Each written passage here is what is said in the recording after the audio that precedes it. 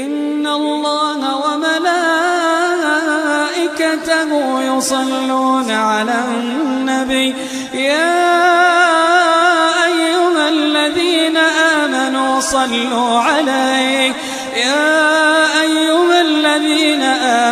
صلوا عليه وسلموا تسليما. Well, good evening, everyone. Thank you for having me. I hope everyone can hear me. How to respond to a lot of this. First of all, on the bar, you said you admitted yourself that the bar had been set quite high. I would suggest, though, that the burden of proof is on the proposer rather than on us. It quite clearly says Islam is a religion of peace. I suggest you prove it. We've also been told here tonight when we opened that this debate must take place in the real world. Well, absolutely, yes, it must. It must take place in the real world. And I will describe what Islam is doing in the real world. We can sit and we can debate theocracy day in, day out. We will never agree. We can debate, is there a God, isn't there a God, is the Quran real, isn't it? None of it actually matters. What matters is what happens in the real world, as my opponent quite rightly said. My side of the argument is regularly told that we've heard it again tonight, we were described somewhat as hate. We were told that we are demonizing Islam, whipping up fear of Islam. Not the first time I've been accused of this, probably won't be the last. But let me just say, and let's take this into the real world as we've been advised to do. Let me tell you what actually whips up fears of Islam. We take it from the top. 9/11, the London Underground bombings, Madrid, Mumbai, Mali, Bali, northern Nigeria, Sudan, Afghanistan, Saudi Arabia, Iran, Yemen, Pakistan, death for apostasy, death for blasphemy, death for adultery, death for homosexuality, gender segregation, gender discrimination, unequal testimony between men and women in legal proceedings, child marriage, amputations, beheadings, imprisonment for being raped, anti-Semitism, burqas, execution, as I've said, for this, that and the other, the slaughter of Theo van Gogh on the streets of Amsterdam, death threats on the streets of London, butcher those who insult Islam, Muslim patrols in East London telling people they are entering Sharia control zones, polygamous marriages, marriage not requiring the consent of the bride.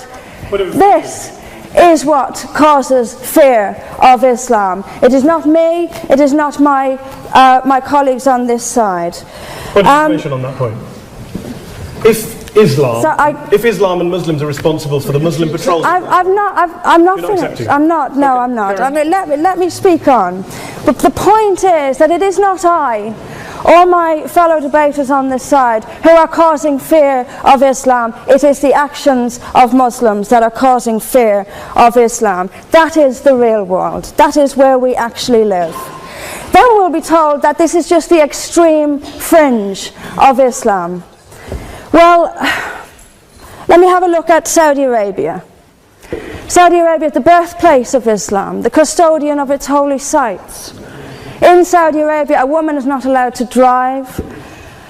She is not allowed to leave the house without a mahram. She is not allowed to vote, although they've been incredibly generous by allowing some votes in the next elections. This is apparently the extreme fringe of people are executed for blasphemy, executed for apostasy. In Saudi Arabia, the birthplace of Islam, we'll be told that's the extreme fringe of Islam. No, it is not. Calling Saudi Arabia the extreme fringe of Islam is like calling the Vatican the extreme fringe of Catholicism. Sorry, it just doesn't work. Then we'll be told that we've misunderstood. Violent Muslims have misunderstood. Saudi Arabia has misunderstood. Iran, which stones people to death for adultery, has misunderstood. Yemen, which marries children at the age of 9, has misunderstood. Has there ever been a more spectacularly misunderstood religion than Islam? It seems that everyone, these nations who apply it as their laws, nations which have the Quran as their constitution, innumerable nations, where there is no free speech, where there is no freedom of religion, they've all got it wrong. They've all got it wrong. It's quite a spectacularly misunderstood religion.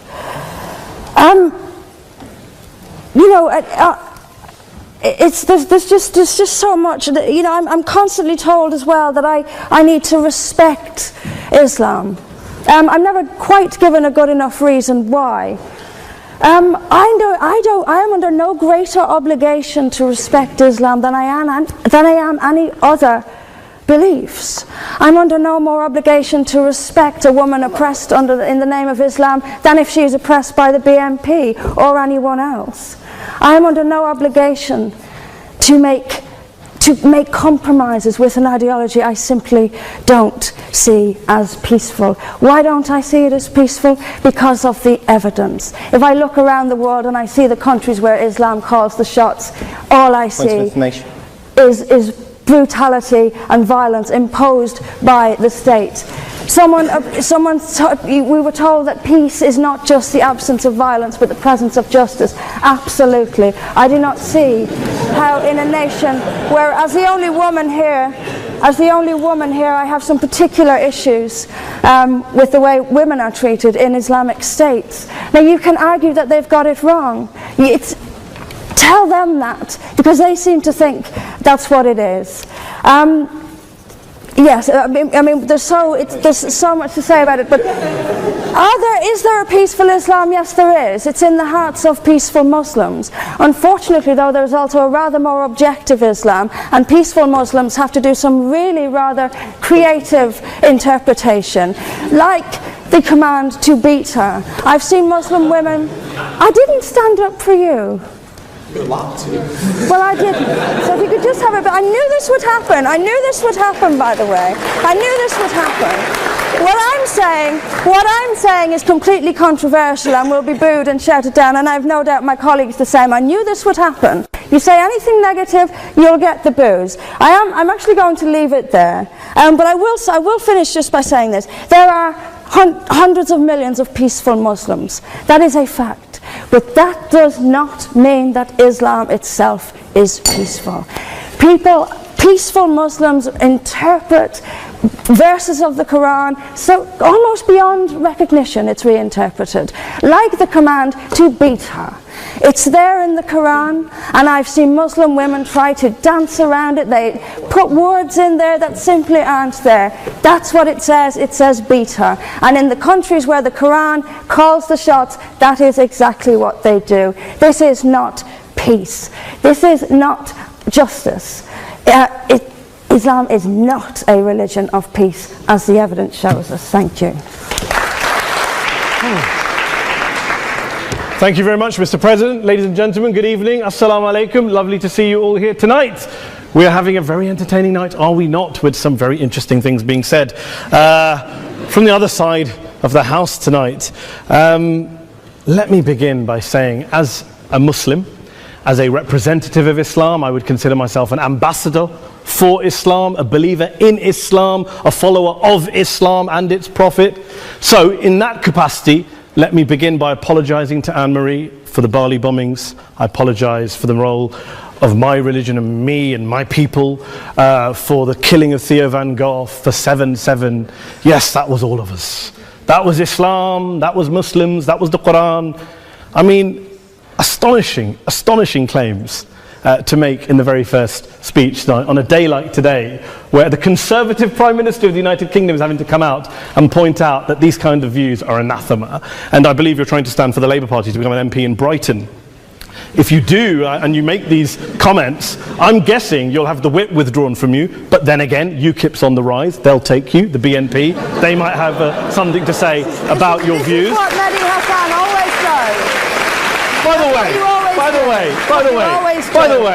just on a factual point, since we heard a lot about the second speaker, about how backward we Muslims all are, on a factual point, you said that Islam was born in Saudi Arabia. Islam was born in 610 AD. Saudi Arabia was born in 1932 AD. So you were only 1,322 years off. Not bad? Not bad start there.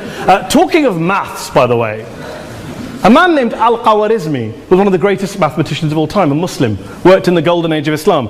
He's the guy who came up with not just algebra, but algorithms. Without algorithms, you wouldn't have laptops. Without laptops, Daniel Johnson tonight wouldn't have been able to print out his speech in which he came to berate us Muslims for holding back the advance and intellectual achievements of the West, which all happened without any contribution from anyone else other than the Judeo-Christian people of Europe. In fact, Daniel David Levering, the author of the Pulitzer Prize-winning historian and author of The Golden Crucible, points out that there would be no Renaissance, there would be no Reformation in Europe without the role played by Ibn Sina and Ibn Rushd and some of the great Muslim theologians, philosophers, scientists in bringing Greek texts to Europe.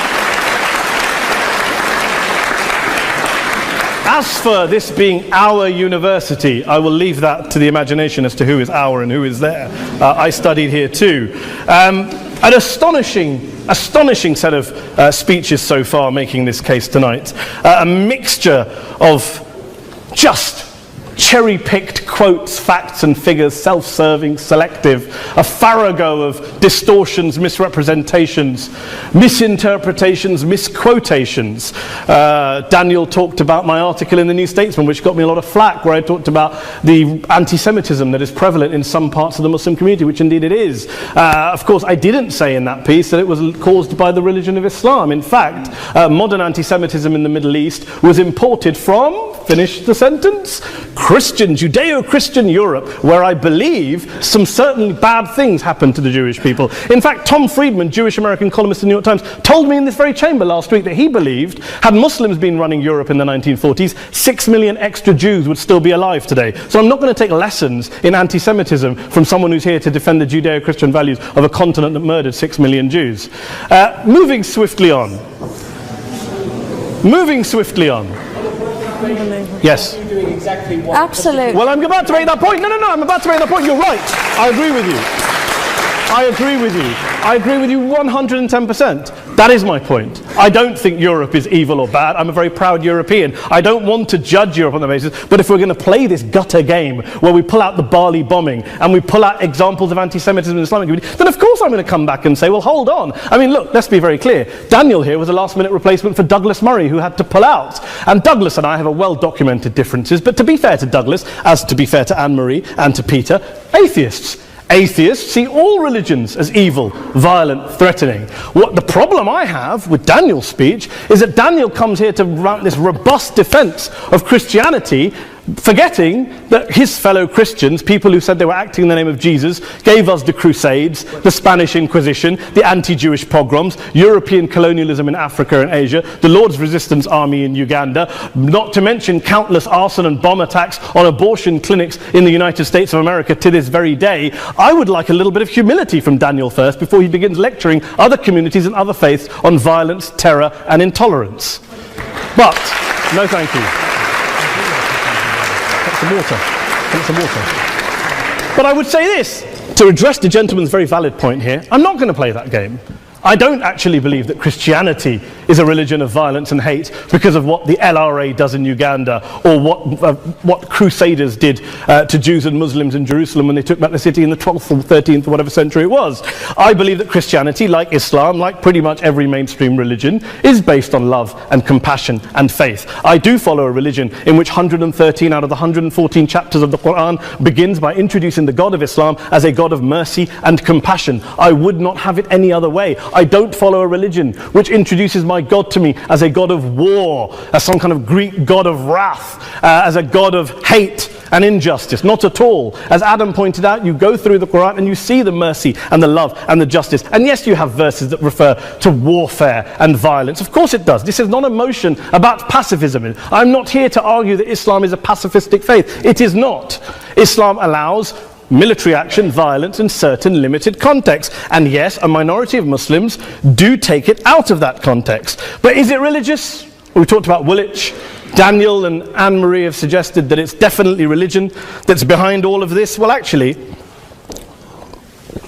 What I find so amusing tonight is we're having a debate about Islam, and the opposition tonight have come forward. We have a graduate in law, a graduate in modern history, a graduate in chemistry, and you know, I admire all of their intellects and their abilities, but we don't have anyone who's actually an expert on Islam, a scholar of Islam, a historian of Islam, a speaker of Arabic, even a terrorism expert or a security expert or a pollster, let alone to talk about what Muslims believe or think. Instead, we have people coming here, putting forward these views, putting forward these sweeping opinions. Listen to Professor Robert Pape of the University of Chicago, one of America's leading terrorism experts, who, unlike our esteemed opposition tonight, studied every single case of suicide terrorism between 1980 and 2005, 315 cases in total. And he concluded, and I quote, "There is little connection between suicide terrorism and Islamic fundamentalism or any of the world's religions. Rather, what nearly all suicide terrorist attacks have in common is a specific secular and strategic goal to compel modern democracies to withdraw military forces from territory that the terrorists consider to be their homeland." And the irony is, when we talk about terrorism, the irony is that the opposition and the Muslim terrorists, the Al-Qaeda types, actually have one thing in common. Because they both believe that Islam is a warlike, violent religion. They both agree on that. They have everything in common. Osama bin Laden would be nodding along to everything he's heard tonight from the opposition side. He agrees with them. The problem is that mainstream Muslims don't. The majority of Muslims around the world don't.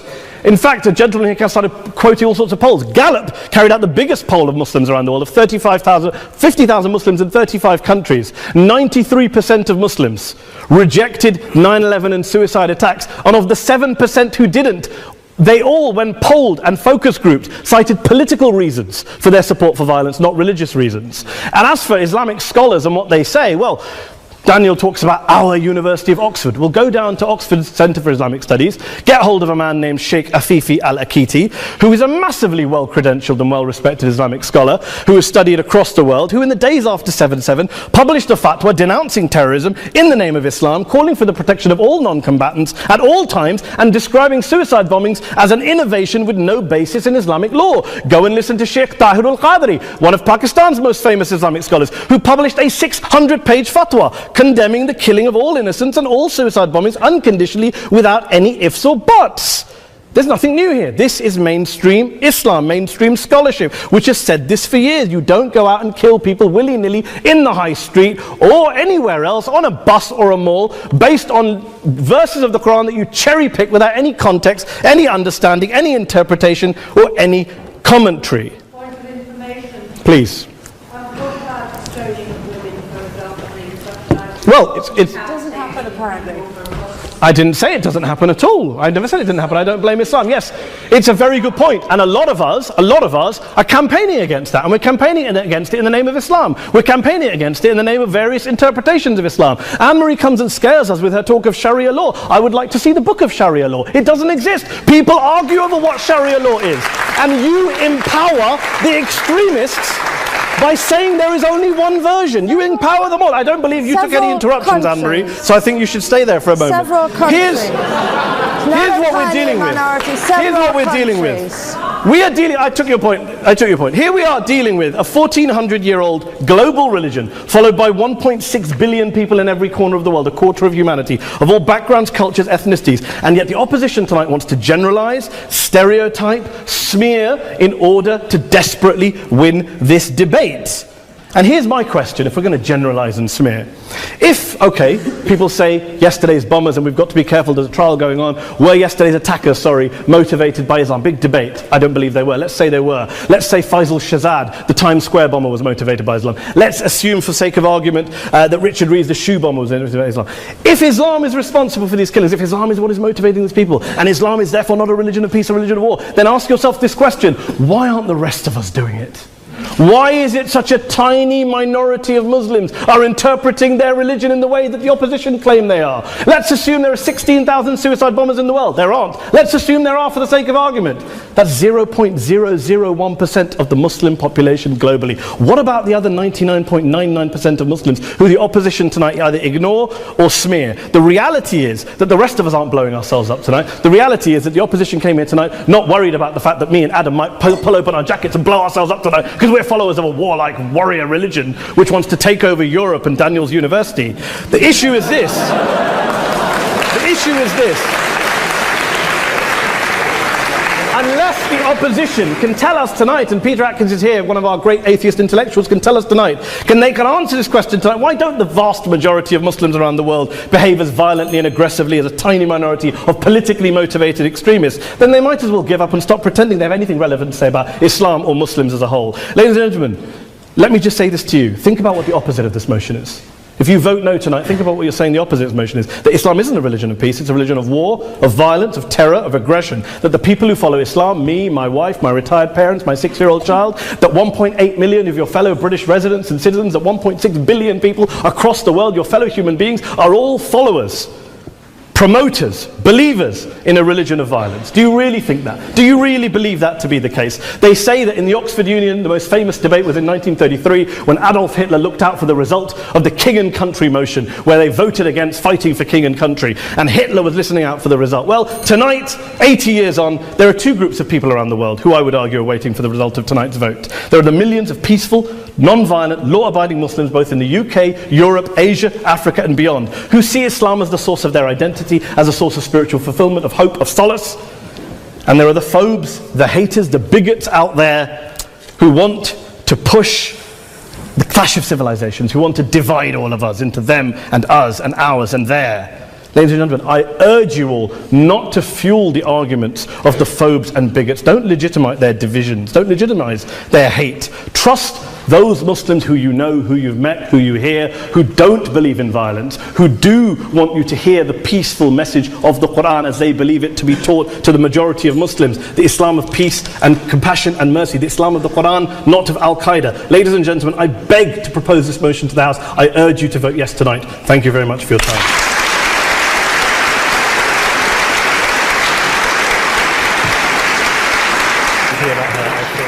In it, as good men will find anywhere. But we, through examples of the behavior that Islam inspires and often condones, and by seeking to show that Islam has an intrinsic fault, long for Islam 2.0. Islam 2.0, Islam's enlightenment, will have an emphasis on humanity, subtlety, harmony, and reason, and be virtuous. On that point, this evening, though, you are judging Islam 1.0, not Islam 2.0. By opposing the motion, you will be encouraging the emergence of what most of humanity really longs for, but which does not yet exist. Please, for the sake of humanity, oppose.